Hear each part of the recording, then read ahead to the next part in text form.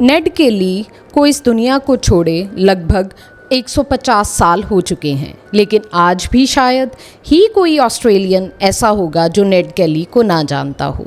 उनके जीवन की उपलब्धियों से ज़्यादा उनकी आखिरी मुलाकात जो पुलिस के साथ होती है, उसने उन्हें अमर बना दिया। तो आखिर नेड केली थे कौन? आइए आज की वीडियो में जानते हैं। कोई निश्चित रूप से नहीं कह सकता, लेकिन ज़्यादातर इतिहासकारों के अनुसार नेड केली का जन्म ऑस्ट्रेलिया के विक्टोरिया राज्य के बेवरेज नामक शहर में या तो दिसंबर 1854 में या जून 1855 में हुआ था। नेड केली के पिता का नाम जॉन केली था, जो आयरलैंड के निवासी थे और जिन्हें रेड भी कहा जाता था। उस समय ऑस्ट्रेलिया ब्रिटिश शासन के अधीन था और ब्रिटेन अपने सभी अपराधियों को जहाज़ के ज़रिए ऑस्ट्रेलिया भेजता था। उन्हीं में से एक थे जॉन केली, जिन्हें आयरलैंड में जानवर चोरी करने के जुर्म में ऑस्ट्रेलिया की जेल भेजा गया। सज़ा पूरी करने के बाद जॉन केली ने वापस आयरलैंड ना जाकर ऑस्ट्रेलिया में ही रहने का फैसला किया। तब तक इंग्लैंड और बाकी के देशों से बहुत सारे अपराधी ऑस्ट्रेलिया में कैद किए जा चुके थे। कई अन्य लोग अपनी मर्जी से भी यहाँ बसने आए। अब ये गोरे लोग दो हिस्सों में बंट गए थे। एक वो जो कई सालों से ऑस्ट्रेलिया में रह रहे थे और अब ब्रिटिश शासन से आज़ादी चाहते थे, और एक और बात, नेड केली के जन्म और उनके जीवन से जुड़ा एक और संयोग ये है कि जब उनका जन्म हुआ तब ऑस्ट्रेलिया में आज़ादी की लड़ाई ज़ोर पकड़ रही थी। 1855 में जॉन केली की मुलाकात 18 साल की एलन क्विन से होती है। दोनों की शादी हो जाती है और उनके 8 बच्चे होते हैं। पहला बच्चा नेड केली होता है। परिवार को उम्मीद थी कि बेवरेज शहर धीरे धीरे बढ़ेगा, आबादी बढ़ेगी और उनका व्यापार फलेगा फूलेगा, लेकिन ऐसा नहीं होता। शहर को बाईपास करते हुए सड़कें निकल जाती हैं और जॉन केली की आर्थिक स्थिति बिगड़ती जाती है। वो शराब के आदी हो जाते हैं। हालत इतनी ख़राब हो जाती है कि जॉन को बेवरेज की वह ज़मीन बेचनी पड़ती है जिसे उन्होंने मेहनत से खरीदा था। इसके बाद परिवार एक शहर से दूसरे शहर आर्थिक स्थिति सुधारने के लिए भटकता रहता है। नेड केली पहली बार हीरो तब बने जब वो सिर्फ 10 साल के थे। उस उम्र में उन्होंने अपने छोटे भाई को नदी में डूबने से बचा लिया था। इसके बाद इलाके के लोगों ने उन्हें रेशमी कपड़े का तोहफा दिया, जो उनके लिए सौभाग्यशाली साबित होता है। ये वही रेशमी कपड़ा था जो उनके अंतिम संघर्ष में भी उनके साथ था।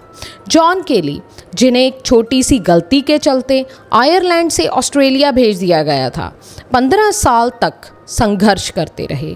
मेहनत की, शादी की, लेकिन परिवार की हालत नहीं सुधरी।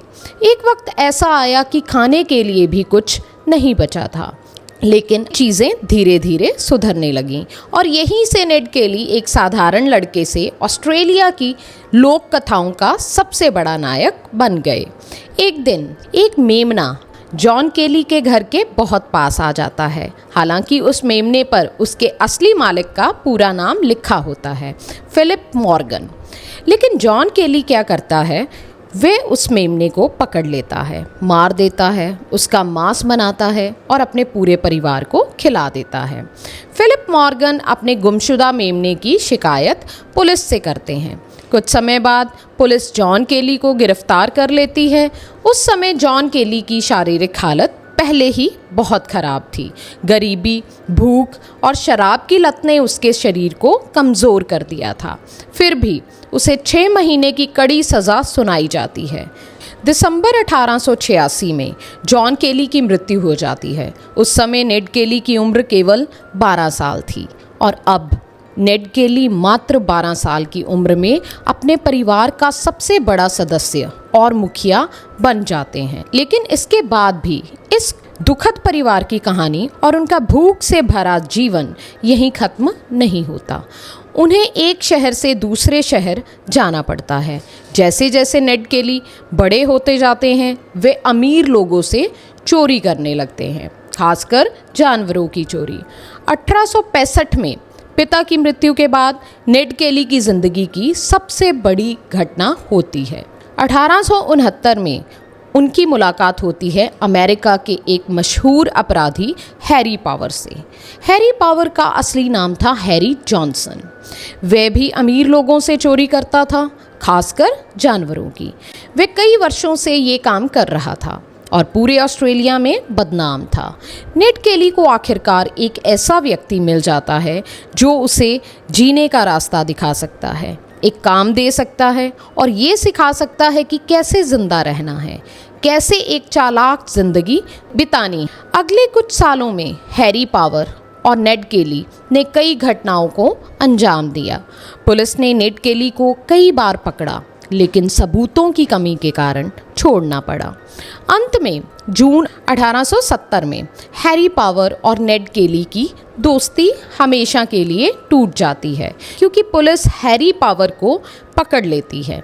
लेकिन तब तक नेड केली खुद इतना कुछ सीख चुका था कि उसे अब किसी की ज़रूरत नहीं थी। ऑस्ट्रेलिया में ऐसे लोगों को बुश रेंजर्स कहा जाता है, ऐसे अपराधी जो पहाड़ों और जंगलों में रहते हैं और वहीं से अपने काम को अंजाम देते हैं। अब तक नेड केली का छोटा भाई डैन केली भी इतना बड़ा हो चुका था कि वह उसके साथ मिल जाए, लेकिन डैन के अलावा दो और युवा जॉन ब्रायन और स्वीट हार्ट भी इस गिरोह में शामिल हो चुके थे और अब केली गैंग की शुरुआत हो चुकी थी। और अब तक नेड केली और उसका गैंग हज़ारों छोटे अपराधियों में गिने जाते थे जो अमीरों के घरों में चोरी डकैती करते थे। लेकिन 15 अप्रैल 1878 को एक ऐसा हादसा होता है जो नेड केली को पुलिस की नज़रों में बहुत बड़ा अपराधी बना देता है। अब नेड केली के लिए सामान्य जीवन के सारे रास्ते बंद हो जाते हैं और यही वह घटना थी जिसने नेड केली के दिल में पुलिस के प्रति घृणा और नफरत को जन्म दिया। इस घटना को फिट्जपैट्रिक घटना कहा जाता है। इस घटना के अनुसार एक कांस्टेबल था जिसका नाम था अलेक्जेंडर फिट्जपैट्रिक। एक दिन वह नेड केली के छोटे भाई डैन केली को गिरफ्तार करने के लिए नेड के घर गया, लेकिन उस समय नेड घर पर नहीं था और ना ही डैन केली, मगर उस वक्त घर में नेड की माँ, उसकी छोटी बहन और उसके दो अन्य भाई मौजूद थे। नेड के अनुसार जब अलेक्जेंडर फिट्जपैट्रिक ने घर पर छापा मारा तब वह बहुत नशे में था और नशे की हालत में उसने कुछ ऐसे बेहुदे काम किए जिससे नेड केली की माँ और उसके भाइयों को गुस्सा आ गया। उन्होंने कांस्टेबल अलेक्जेंडर फिट्जपैट्रिक पर हमला कर दिया। इसी दौरान एक गोली इस कांस्टेबल के हाथ में लग गई। फिट्जपैट्रिक ने नेड की बहन के साथ भी बदतमीजी की कोशिश की और यही बात नेड केली के दिल में पुलिस के प्रति हमेशा के लिए नफरत भर देती है। इसके बाद नेड की माँ और उसके छोटे भाइयों को बुरी तरह पीटा गया। कांस्टेबल फिट्जपैट्रिक किसी तरह भागकर अपने पुलिस स्टेशन पहुंचा। वहां जाकर उसने पूरी घटना की एक अलग ही कहानी सुनाई जो असली घटना से बिल्कुल अलग थी। पुलिस ने उसी की बातों पर भरोसा किया और नेड केली की बातों को दरकिनार कर दिया। हालांकि जिस डॉक्टर ने फिट्जपैट्रिक का इलाज किया उसने कोर्ट में गवाही दी कि जब फिट्जपैट्रिक उसके पास आया तब वह नशे में चूर था। एक और दिलचस्प बात ये थी कि पुलिस विभाग के कई वरिष्ठ अधिकारी खुद अलेक्जेंडर फिट्जपैट्रिक को पसंद नहीं करते थे। एक और दिलचस्प बात ये थी कि पुलिस विभाग के कई वरिष्ठ अधिकारी खुद अलेक्जेंडर फिट्जपैट्रिक को पसंद नहीं करते थे, उसकी हरकतों, गैर जिम्मेदाराना व्यवहार के कारण। वो पहले से ही उसकी आदतों से वाकिफ थे, लेकिन इस बार क्योंकि मामला एक अपराधी और एक पुलिस अधिकारी का था तो अधिकारियों ने सोचा कि पुलिस वाले का साथ देना बेहतर होगा। इस केस ने बहुत जल्दी गंभीर मोड़ ले लिया। नेड केली, डैन केली और उनके 2-3 छोटे भाइयों पर ऑस्ट्रेलियन सरकारी अधिकारी और पुलिसकर्मी पर हमला करने के आरोप लगा। नेड और डैन केली किसी तरह भाग निकले, लेकिन उनके 2 दोस्त एलन विलियमसन और स्किलमैन पुलिस के हाथ लग गए। हालात तब और ख़राब हो गए जब नेड की बुजुर्ग माँ एलन केली को भी गिरफ्तार कर लिया गया और उसे बहुत कड़ी सज़ा दी गई। उन्हें जेल में डाल दिया गया और कड़ी मेहनत वाले काम करने पड़े। इलाके के लोगों की पूरी सहानुभूति नेड केली के साथ थी और यहीं से पुलिस के साथ एक और टकराव की शुरुआत हुई। एक ऐसी घटना जो शायद नेड केली की आखिरी घटना जितनी मशहूर तो नहीं, लेकिन फिर भी बहुत बड़ी थी। इस घटना ने नेड केली को सरकार की नज़रों में एक निर्दयी हत्यारा बना दिया। ये घटना हुई 25 अक्टूबर 1878 को। अब तक पुलिस पूरे इलाके में नेड केली की तलाश में थी। नेड केली और उसके साथियों को पकड़ने के लिए पुलिस ने 4 अधिकारियों की एक छोटी सी टीम बनाई और उन्हें आदेश दिया गया, नेड केली को जिंदा या मुर्दा पकड़ कर लाओ। लेकिन स्थानीय लोगों की पूरी सहानुभूति नेड केली के साथ थी और जल्द ही नेड को इस मिशन की भनक लग गई।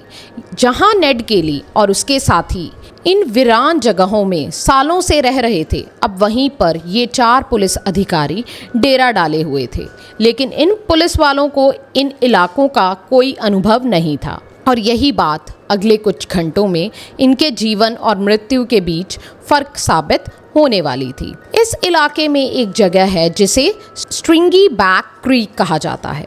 ये चारों पुलिस अधिकारी रात वहीं बिताते हैं और सुबह होते ही वहां से निकलते हैं। लेकिन अब हालात उल्टे हो जाते हैं। अब शिकारी खुद शिकार बन चुके हैं। अब ये चारों पुलिस वाले नेड केली और उसके गिरोह की तलाश में नहीं हैं, बल्कि नेड केली और उसका गिरोह इन पुलिस वालों की तलाश में है। कुछ समय बाद नेड केली इन चारों पुलिस वालों के निशान पकड़ लेता है और उनका पीछा करना शुरू कर देता है। नेड केली और उसके साथी उन पुलिस वालों के कैंप तक पहुंच जाते हैं। उस समय वहां केवल 2 पुलिस वाले मौजूद होते हैं, लॉन्गरेगन और मैकिंटायर। उन्हें बिल्कुल अंदाज़ा नहीं होता कि जिनकी वो तलाश कर रहे हैं वो कुछ ही मीटर दूरी पर छिपे हुए हैं। नेड केली और उनके साथी कुछ देर वहीं छिपकर इंतज़ार करते हैं ताकि देख सकें कितने पुलिसकर्मी मौजूद हैं। जब उन्हें पता चलता है कि वहाँ केवल 2 ही हैं तो वे अपने छिपने की जगह से बाहर आ जाते हैं और लॉन्गरेगन पर गोली चला देते हैं, जिसके उसकी मौके पर ही मौत हो जाती है। अब वहाँ सिर्फ मैकिंटायर बचता है।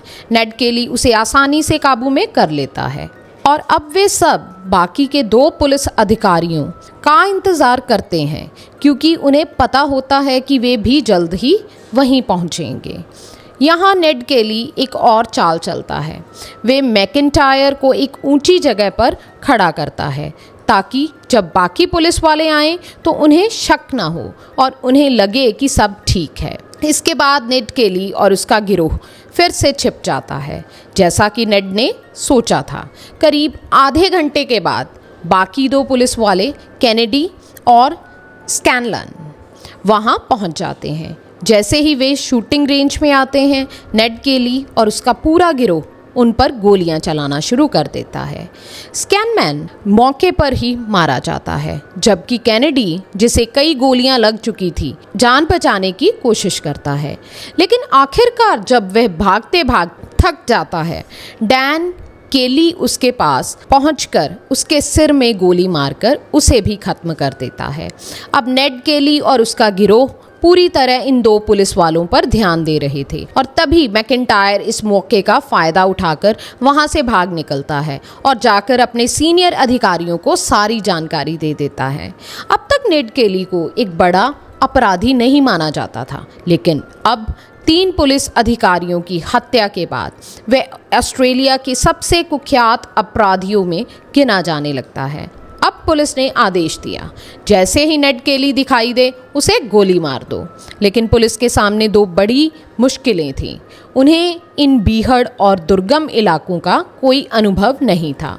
दूसरी ओर नेड केली और उसके साथी इन्हीं इलाकों में सालों से छिपे हुए थे और उन्हें वहाँ का हर चप्पा चप्पा जुबानी याद था।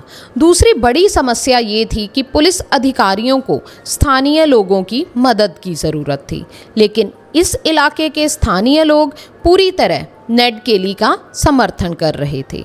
वे न केवल उसे छिपाने में मदद करते थे, बल्कि उसकी ज़रूरतों का भी ध्यान रखते थे, क्योंकि इन लोगों की नज़रों में पुलिस अधिकारी बदनाम हो चुके थे। इसलिए ऑस्ट्रेलियाई सरकार ने नेड केली को काबू में लाने के लिए एक विशेष कानून लागू किया, जिसका नाम था फेलॉन्स एप्रीहेंशन एक्ट। इस कानून का मतलब था कि अगर कोई व्यक्ति किसी अपराधी की मदद करता है, उसे अपने घर में रखता है या उसका कोई भी संबंध उस अपराधी से पाया जाता है तो उसे भी अपराधी माना जाएगा। अब जनवरी 1888 में एक पुलिस अधिकारी कैप्टन स्ट्रैंडिश नेड केली को पकड़ने की कोशिश करता है। इसके लिए वे उस इलाके के 23 लोगों को गिरफ्तार करवा देता है। इन सभी को हाउस अरेस्ट में रखा जाता है और बुरी तरह टॉर्चर किया जाता है ताकि ये पता लगाया जा सके कि नेड केली इस समय कहाँ छिपा हुआ है। इन सभी लोगों को कई महीनों तक जेल में रखा जाता है।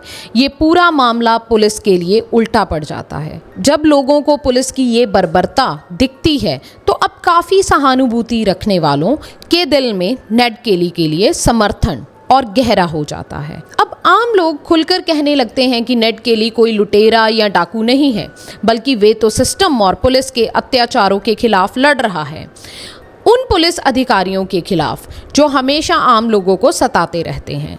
लेकिन दूसरी ओर नेड केली और उसके गिरोह के लिए भी सब कुछ आसान नहीं था। उन्हें भोजन और पैसे की सख्त ज़रूरत थी। अब छिपते छिपते नेड केली बैंकों की लूट करता है और यही होती है और एक ऐतिहासिक घटना, एक ऐसा पत्र जो आज भी इतिहास में ग्रेगोरी लेटर के नाम से मशहूर है। नेड केली ने दूसरी बैंक लूट के दौरान अपने साथ 56 पेज और 8300 शब्दों का एक लंबा पत्र भी दिया था। इस पत्र में उसने अपने पूरे जीवन की कहानी, अपनी मौत का कारण और कई ऐसे घटनाक्रम का जिक्र किया जहां पुलिस ने आम जनता पर अत्याचार किया। आज ये ग्रेगरी लेटर अमेरिका के इतिहास का भी अहम हिस्सा बन चुका है।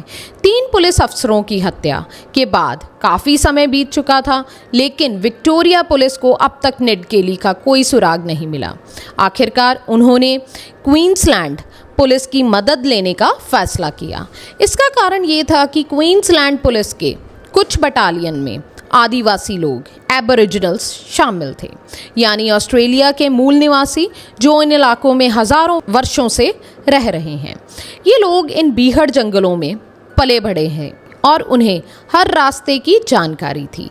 इसके साथ ही अब विक्टोरिया पुलिस ने नेड केली को पकड़ने के लिए एक नया दाव खेला।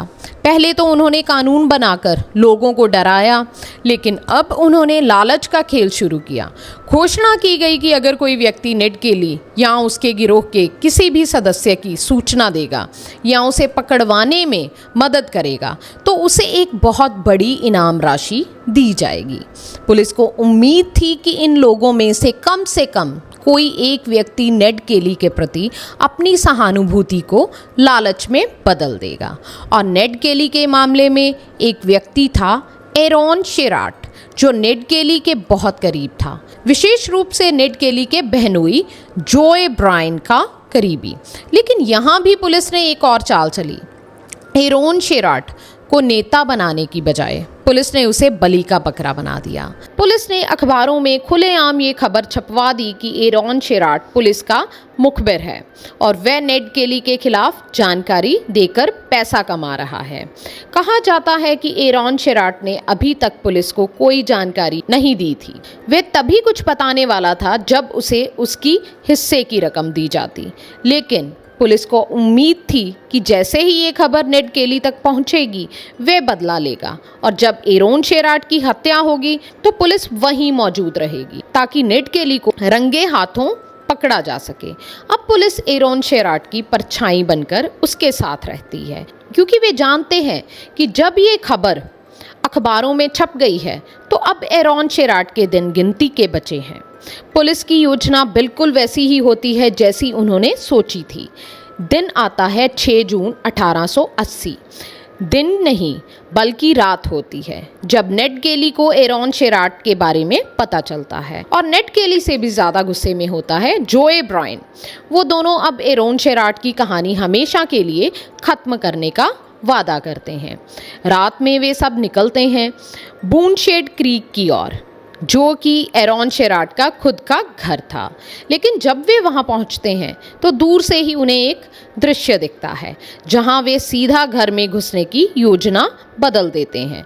वे देखते हैं कि एरॉन शेराट के साथ 4 अन्य पुलिसकर्मी भी मौजूद हैं।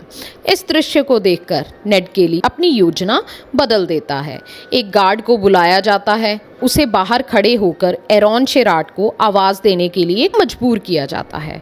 एरॉन शेराट को गार्ड की आवाज़ पर शक नहीं होगा, यही योजना होती है और वही होता है। जैसे ही एरॉन शेराट घर से बाहर आता है, वे अपने गार्ड की बजाय नेड केली और जोए ब्रायन के सामने होता है। इसके पहले कि वे कुछ समझ पाए, उसके शरीर में गोलियों की बौछार हो जाती है और वह वहीं ढेर हो जाता है। अब नेड केली और उसका पूरा गिरोह तेजी से अगले कदमों की ओर बढ़ता है। एरॉन शेराट की हत्या के तुरंत बाद नेड केली को अंदाज़ा होता है कि अब आगे क्या होगा। उसकी योजना कुछ इस प्रकार होती है। वो 4 पुलिसकर्मी इस घटना की सूचना अपने वरिष्ठ अधिकारियों को देंगे। इसके बाद एक विशेष ट्रेन मेलबर्न से भेजी जाएगी जिसमें बहुत कम संख्या में पुलिसकर्मी होंगे। ये ट्रेन मेलबर्न से उस क्षेत्र में जाएगी जहां नेड केली का गिरोह सक्रिय है। इस इलाके में एक छोटा सा स्टेशन होता है, बेनला।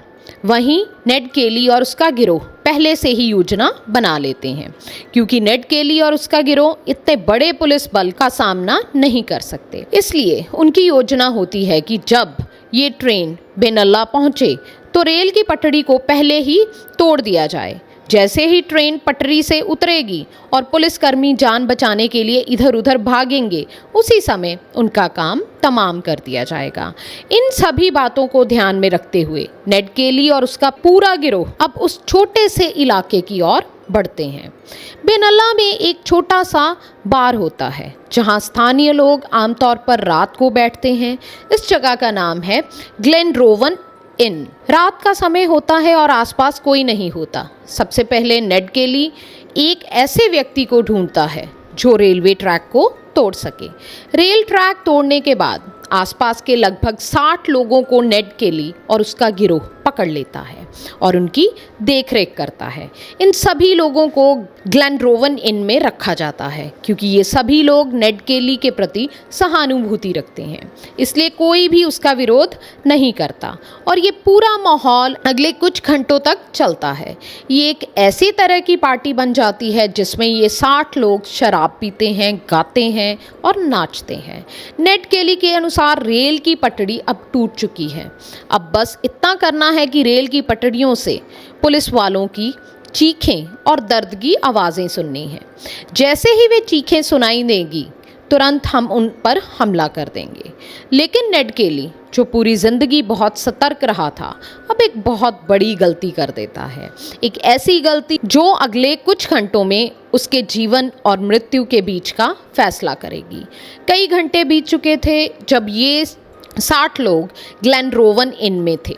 नेड केली को लगता है कि ये सभी लोग उसके साथ हैं, इसलिए जब एक स्कूल टीचर थॉमस कार्नो कहता है कि वे बहुत थका हुआ है और घर जाना चाहता है, नेड केली उसे बाहर जाने की इजाज़त दे देता है। थॉमस कार्नो तुरंत निकल पड़ता है, लेकिन नेड केली को ये नहीं पता था कि वे घर नहीं जाएगा।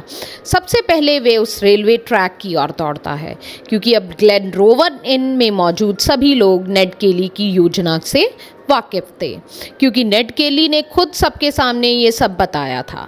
थॉमस कार्नो अब लगातार उस ट्रैक पर दौड़ रहा था क्योंकि उसे पता था कि मेलबर्न से ट्रेन आने वाली है और सारे पुलिसकर्मी मारे जाएंगे अगर वे समय पर नहीं पहुंचा तो। जब वे रात में उस ट्रैक पर दौड़ रहा था, थॉमस कार्नो ने रास्ता पार कर पूरी पटड़ी तोड़ दी। करीब आधा घंटा दौड़ने के बाद उसे ट्रेन की लाइट्स दिखती हैं। उसके हाथ में एक लालटेन होती है जिसे वे बहुत तेज़ी से हिलाता है। ट्रेन चालक इस संकेत को समझता है और इसे खतरे की चेतावनी मानकर ट्रेन को तुरंत रोक देता है। अब ट्रेन रुक जाती है और सभी पुलिसकर्मी बिना किसी चोट के अपने हथियारों के साथ ट्रेन से नीचे उतरते हैं और ग्लेनरोवन इन की ओर बढ़ते हैं। नेड केली शायद अपने सपनों में भी ये नहीं सोच सकता था, लेकिन अगले कुछ ही मिनटों में ग्लेनरोवन इन पूरी तरह से पुलिस बल से घिर जाता है। अब नेड केली समझ जाता है कि उससे बहुत बड़ी गलती हो गई है। शायद उसे ये भी समझ आ गया था कि थॉमस कार्नो को बाहर भेजकर उसने अपना ही प्लान नष्ट कर दिया, लेकिन अब बहुत देर हो चुकी थी। नेड केली, जो अब चारों तरफ से पुलिस द्वारा घिर चुका था और खून खराबा रोकना चाहता था, सभी निर्दोष लोगों को वहां से वापस भेज देता है। इसके बाद दोनों तरफ से गोलीबारी शुरू हो जाती है। इस गोलीबारी में सबसे पहले जान गंवाने वाला शख्स नेड केली का बहनोई जॉन बायरन होता है। हालांकि अब पूरे गिरोह के लिए मौत सामने खड़ी थी, लेकिन नेड केली के लिए अब भी एक आखिरी काम बाकी था, और वही काम था जिसने नेड केली को ऑस्ट्रेलिया और दुनिया के इतिहास में अमर बना दिया। नेड केली किसी तरह उस खून खराबे से भरे से बाहर निकलने में कामयाब हो जाता है, और अब वो एक ऐसा दृश्य देखता है जिसे बाद में कई फिल्मों में दिखाया गया। पुलिस अधिकारी सामने एक ऐसा दृश्य देखते हैं जहां उन्हें पहले तो लगता है कि वे कोई इंसान नहीं बल्कि कोई शैतान है, क्योंकि रात के अंधेरे में उन्हें एक ऐसा इंसान दिखाई देता है जो आदमकद तो होता है लेकिन असली इंसान नहीं लगता।